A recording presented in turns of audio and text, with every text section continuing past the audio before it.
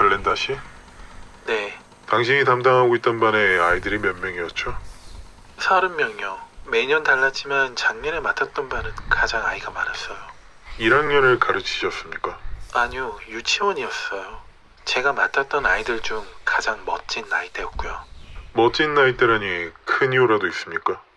그 어린 아이들은 정말 작지만 모든 것을 설명할 수 있을 만한 능력들이 있거든요. 새로 배우는 것도 대부분 스펀지가 물을 흡수하듯 빠르게 익혀가고요. 정말 멋진 아이들이에요. 아, 그렇군요. 그럼 작년에 담당하셨던 반은 그 전에 가르쳤던 반과 다른 점이 있었습니까? 아니요, 처음엔 큰 다른 점이 없었어요. 남자아이들과 여자아이들도 거의 숫자가 비슷했고, 물론 말썽쟁이 몇 명은 있었지만 제가 처리하지 못할 정도는 아니었고 문제도 없었어요. 아, 맞아요. 한 번은 두 녀석이 옷장에 숨어서 키스를 하고 있던 걸 잡아내기도 했었어요. 장난꾸러기 남자애들이었는데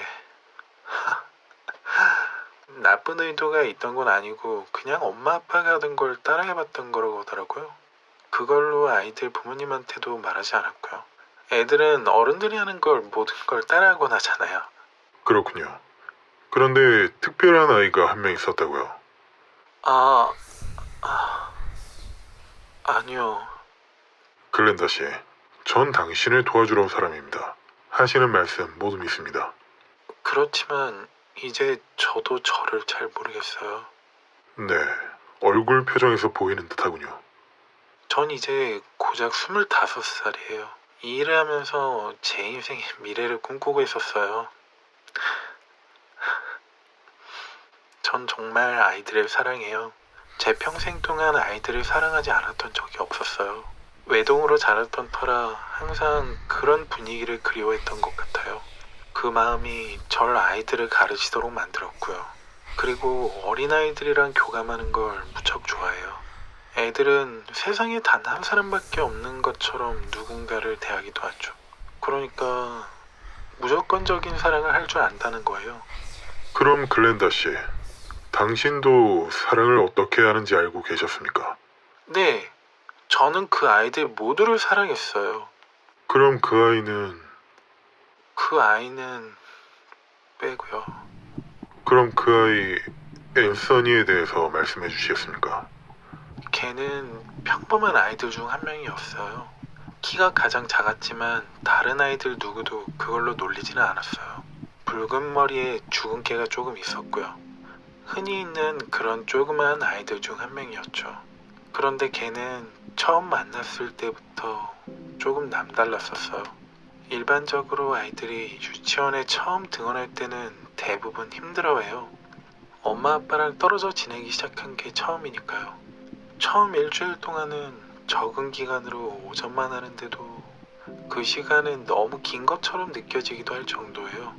왜냐하면 울고 불고 떼쓰고 혼자서 그 아이들을 돌봐야 하는데 정신이 없죠.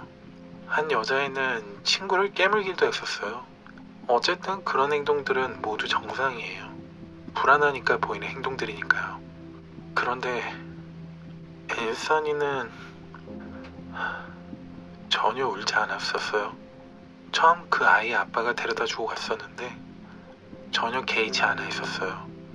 게다가 첫날부터 제가 시키는 대로 모든 것들을 잘 따라 했었고요. 이건 일반적이지는 않았거든요.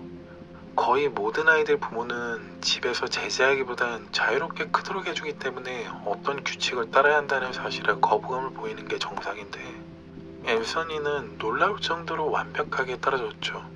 그리고 대소변을 가리는 교육을 시키는 게 제가 하는 것 중 가장 큰 일이에요. 볼 일이 마려우면 손을 들고 화장실을 가고 싶다는 표현을 하라고 가르치죠. 그런데 앤서니는 오히려 혼자서 대소변을 모두 가렸었어요. 그래서 부모님이 꽤 엄격하신 분들이라 생각했죠. 이상하긴 했지만 잘 따라주는 아이라서 문제 삼을 건 없었어요. 그런데 시간이 지나면서 점점 상황이 달라지기 시작했죠. 다른 아이들은 규칙을 배워가면서 조금씩 유치원 생활에 적응해 나가기 시작했는데 엠선이는 이상한 행동을 보였거든요. 처음 이상한 모습을 보인 건 그림 그리기 시간이었어요. 자기 자신을 그리는 시간이었죠. 아이들이 그림을 그리는 실력이야 정말 특출난 아이들을 제외하고는 다 비슷해요.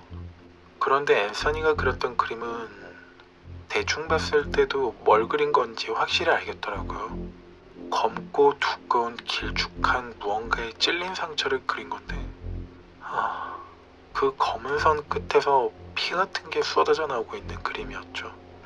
너무 잘 표현해서 보자마자 너무 놀랄 수밖에 없었어요.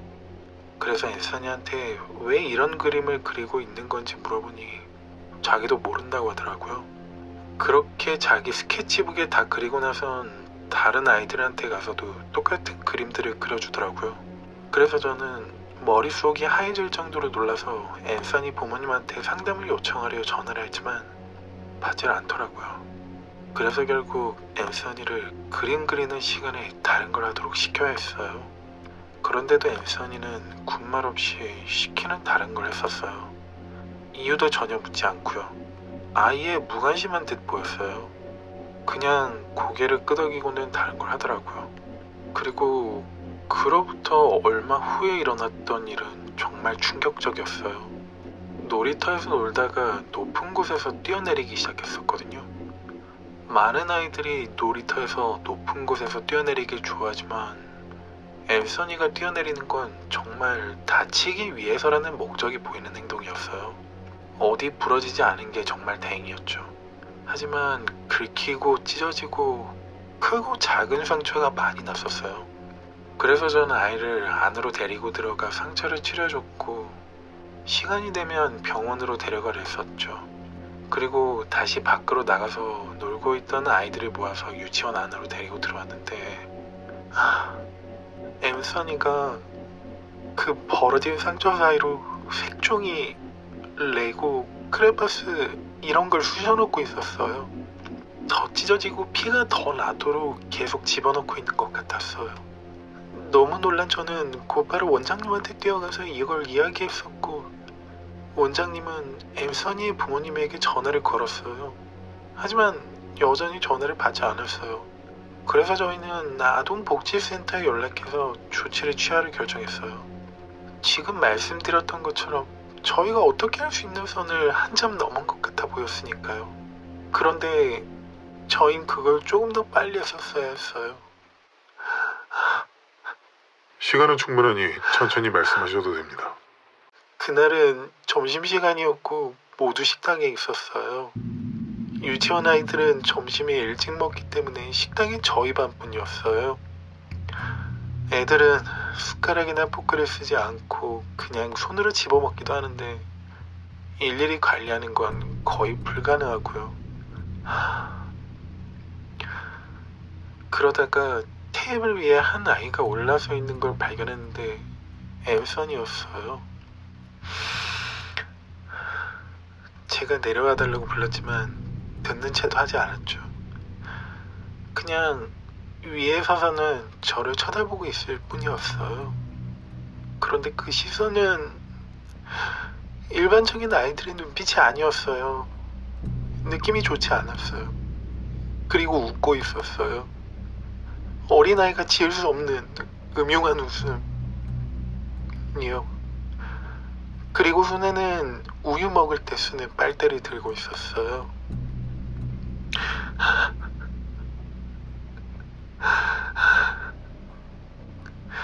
그때 기억이 자꾸만 떠올라서 너무 힘들어요. 글렌다 씨, 그때 무슨 일이 있었던 건지 자세히 말씀해 주셔야 합니다. 하지만 박사... 지금 모든 대학은 녹화 중이니까 제 이름이나 직함은 말씀하지 말아주시길 부탁드립니다. 네, 알겠어요.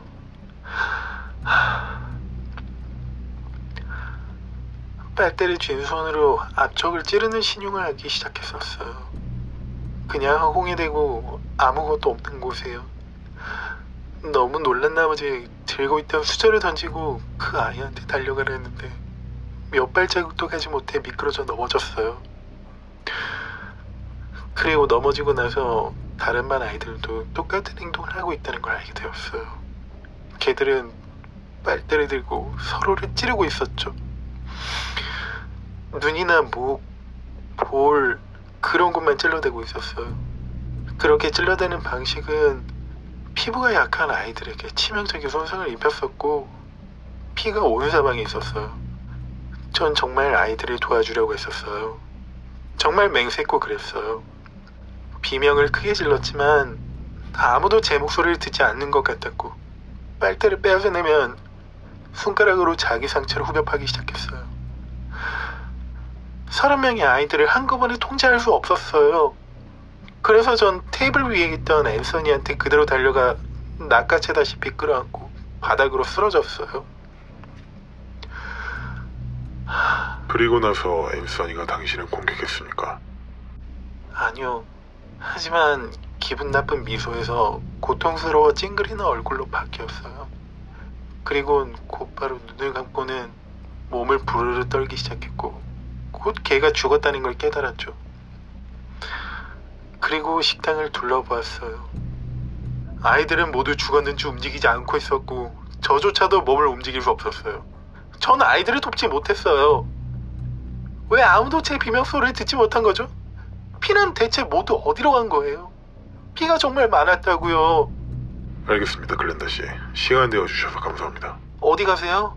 제가 그러지 않은 거라고 말씀해 주세요.